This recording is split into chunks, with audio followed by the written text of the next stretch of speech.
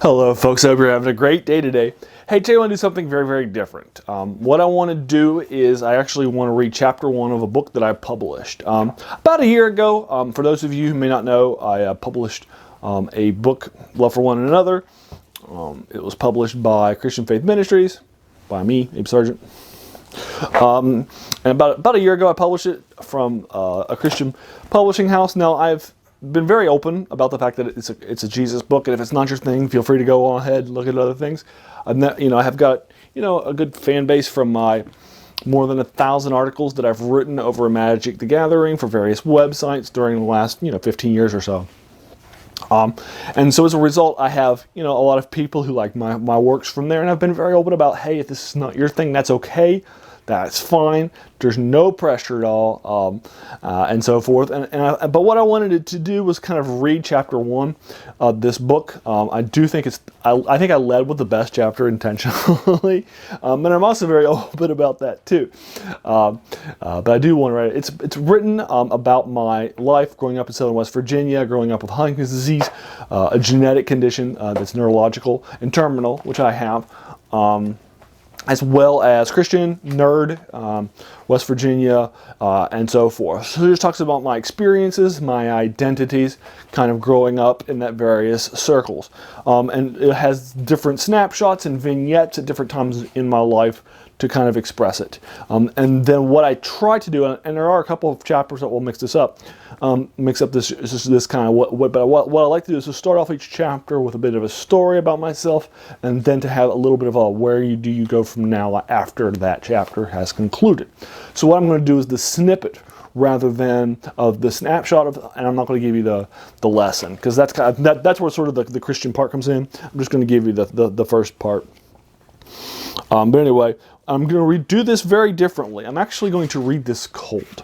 Now, that is something that my oral interpretation professor from college would absolutely hate. When it's WVU, he would absolutely hate hearing that someone was doing a cold reading. He would absolutely want you to do something in to have printed it out, have copies of it, to edit it, to have done it 5 or 6 times before you do it. But I like the idea of coming back to something like this as in a raw, cold reading sense. I do kind of like that. I like challenging myself too. So that's how we're going to do it. Now, the name of the first chapter is Pyroclasm. Pyroclasm, like a cataclysm. It's Pyroclasm. All right, ready? So here we go. Chapter 1, Pyroclasm. I was in 6th grade when I caught myself on fire. Snow was gently falling through the trees and kissing the ground as my father packed the brown Datsun station wagon and took the 30-minute drive north to the capital of Charleston and the airport to fly away for the national gathering of the American Baptist Convention. My father, the minister, was heading out for a national convention and leaving myself, my mother, and my younger sister behind. Fully packed now, including a few novels to read on the trip, my father drove off as the third snow of the winter fell lightly to the ground, dressing the trees with white clothing to replace the leaves they lost a couple of months prior. December embraced the Appalachian Mountains. I was the man of the house now. I walked back in to check on my homework for the day. We had little left to work on this close to tests. A paltry 30 minutes later saw me complete the only 2 worksheets I was assigned. I languished on the couch, watching the snowfall as my mother was preparing a simple dinner. We were just warming up some leftovers from yesterday, as well as some bread made from the type you slice up and heat from a frozen tube that you purchase from the local IGA store. My birthday had recently passed, about a week before, and Christmas was soon to come. Decorations hung down from every corner, and my family had stapled Christmas cards as they received them around the doorway to the living room. Due to my family's status as a pastor, we always opened a lot more cards from other families, as we'd often crack 15 or 20 a day during the Christmas season. Decorations were a few years old, hung from an artificial tree with bare white wire sticking through the branches with the antiquated tinsel and ancient lights giving warmth to our living room. Our decorations included everything typical of Christmas, save for Santa, because we didn't believe in having Santa decorations as part of Christmas. Christmas was for the king only. As someone who always enjoyed precipitation in any form, I quickly escaped from dinner into the newly fallen and gentle snowfall. But my mother secured a pledge that I would return before an hour had passed.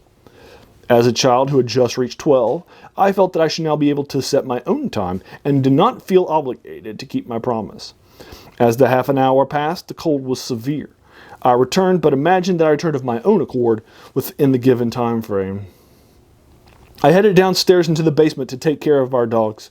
Most houses in the mountains have a full basement, as many of them are built onto elevation and in hills, thus can easily build it. It helps with the space.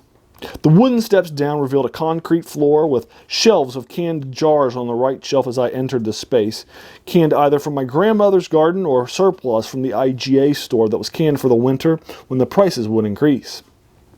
A full shelf of glass jar green beans stared at me as I walked over. I took off my outside gear down here and I left it so it wouldn't drain or dirty the carpet upstairs. Down here was one of the treats of the house. We used to raise Papillon dogs and take them to shows. It's easy to raise purebred dogs and then sell them for a lot of money, especially if you have a champion or two or your kennel. No one seemed to care that we just fed them cheap dog food, scraps and such when you raise and care for them well. Mother was no longer able to care for the dogs, and Dad had moved on to other hobbies. Only a few dogs remained. But we had built this fenced-in section of the basement with metal fencing. Inside the fenced-off area, we had built a wooden shelf with about 5 feet off the ground, with a number of small wooden steps that led up to it. An exterior dog exit led from that raised shelf out on the window and outside into the backyard.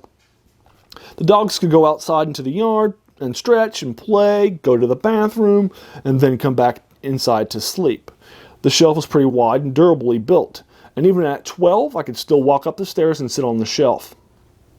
I opened the gate and walked into the dog area.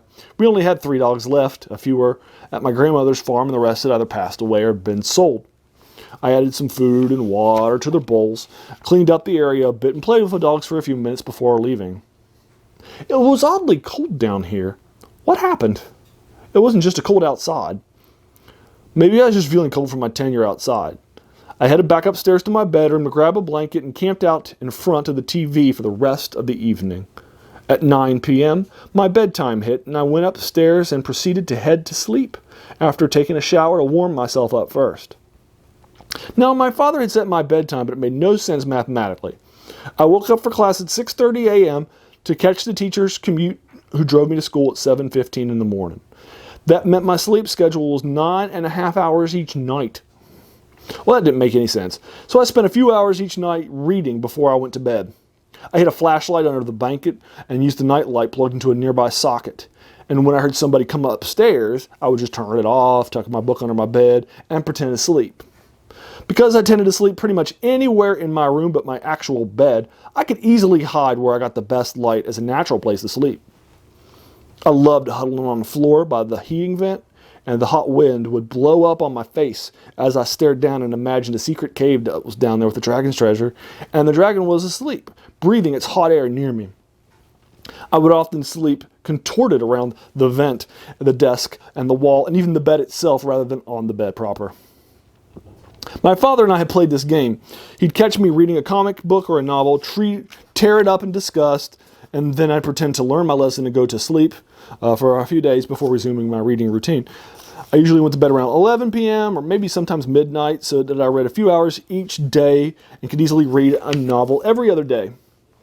I devoured books from the local library, and I would borrow 3 or 4 a week to read at night.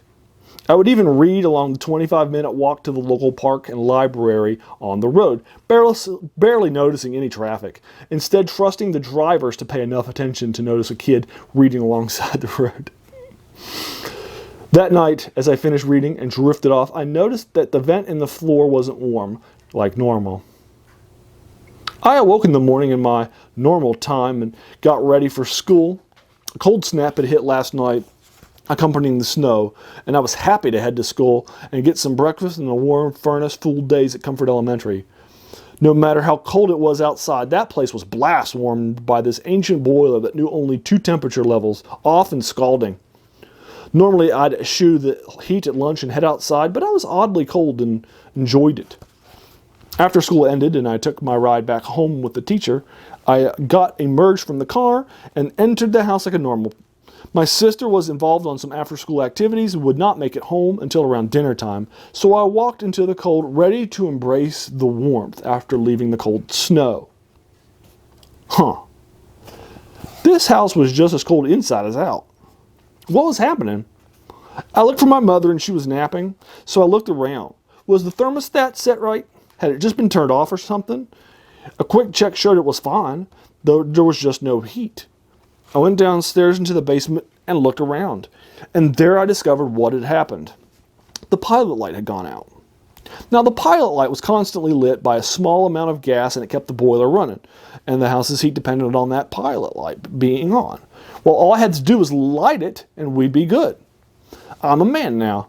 I just turned 12. I'm the man of the house. My father is away. It's snowing and cold outside. It's time for me to step up to my new role. I take a look. Now, the pilot light is in this metal tube near the floor about a foot off the ground. The tube is long and narrow. I grab a match, light it, and stretch down to the pilot light. But I can't reach it. My arm is caught up long before it can get to the light. I've grown big in the last few years, and I can't reach it with a match. That's not going to stop me. I fling the lit match at it. Surely it won't make much contact with the fire to light the gas in the pilot light, right? Wrong. I throw 5 matches, and 2 have good aim and pass right by, but nothing. I grab a nearby newspaper and tear off a strip and roll it to make one long fire bundle that will reach. I light it and then head down to reach. Still not long enough. It's just a little short, and the paper goes up quickly, and it's hard to get there as it burns so fast. And I don't want to burn myself because I spent too much time trying to light this thing. I want to play this smart. But it's not lighting. How is this thing supposed to be lit? Why would somebody design this thing as a challenge to my manhood? I am going to conquer this. I am going to light this pilot light. I try the newspaper twice more to no avail. I try to light some balls of newspaper and toss them by the pilot light, figuring that they may stay lit long enough to catch the gas and we'd have heat once more in the house. And the challenge to my manhood would be won.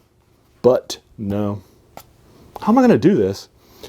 I look around for something else to light this thing on fire, and then my eyes catch sight of it. Aha. There is this aerosol can of engine starting fluid on a shelf here. I walk over. Yes, highly flammable. I light a match and depress the nozzle a moment to light it and make sure. That sure stuff goes up fast and strong. Perfect. I bend down to spray some at the end of the tube of this pilot light. I'll toss a match down there, and then the fire should be really strong enough to catch the pilot light on fire. After spraying enough down there to make sure it would work, I toss down a match down the tube and watch to make sure it works. Oh, it works. Magnificently. Just not how I intended. A fireball erupts, and it pinned from this enclosed space, it exits the only way it can, around my face.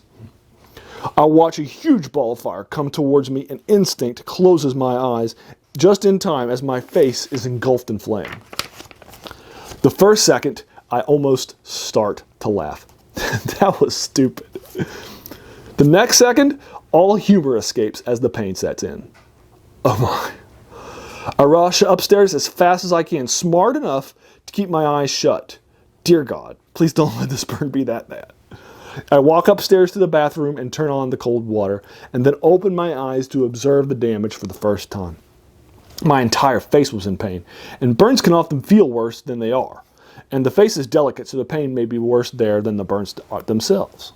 I open my eyes and blink in confusion at what just looks out. Just a large, giant, gray face that bears no resemblance to mine stares back. I had burned off my eyelashes and my eyebrows, but that was not the worst of it. The mustache I had been growing all of my entire life was gone. And I was proud of that thing too. It was bigger and darker than my friend's. I had burnt my entire face, and the edges of gentle places like my lips had curled back. I grabbed cold water and gently washed my face, revealing my ableness as the gray exterior washed off. I was gentle, and of course, I relished the feel of this cold water against my face. 10 minutes later, I observed the damage. Well, that could have been worse. Not wanting to relive the burns for a while, I took a damp towel and kept it on my face as I went back downstairs. I checked it on the pilot light. Did it work? Did I light it? Nope, it hadn't worked. Well, I was done with that experiment. So long, manhood. I went upstairs, woke up Mother, and told her the pilot light had gone out. Of course, embarrassed with the result of the burns, I didn't tell her what I'd done to myself as to light that pilot light. I was able to keep that story hidden for a few hours until dinner. In the meantime, she just reached over to the phone and called a deacon from the church, who came right on over. Within an hour, the pilot light had been relit and the house was on its way back from the cold abyss. I don't know how he lit it. I never wanted to find out. Ashamed that I might have missed something obvious. I prayed a thank you to God both at dinner and before bedtime for the burn not being bad as it seemed at first. It was mostly just first-degree burns, with a pair of small blisters by my lip, where my mustache had been, a memory of what I had lost and a lesson to ask for help next time. 6th grade was the last time I caught myself on fire. And there you are. That's the story of titled Pyroclasm. And again, I'll have the lesson and so forth, but I'm not going to give that to you. If it's something you're interested in, please feel free to check it out. But I just want to do something a little different here as we're sitting here close to the new year. Just something a little fun, a little different, and just in case something that's interested you or you found it to be funny or something you want to talk about, I'm happy to do that with you more. And again, no pressure. Don't feel like it's something I'm forcing on you. And again, you have a great day. Bye-bye.